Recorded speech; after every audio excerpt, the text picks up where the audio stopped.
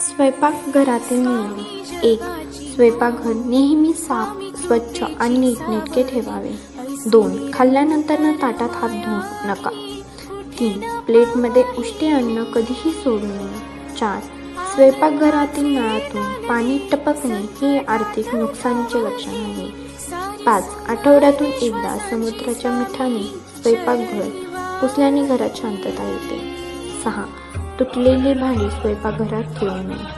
7. रात्री स्वयंपाकघरात खरकटी भांडी साफ करण्यास चुकूनही विसरू नका. भांडी धुवून झाल्यावर झोपा. 8. अन्न नेहमी पूर्व किंवा उत्तरेकडे तोंड करून घ्यावे. 9.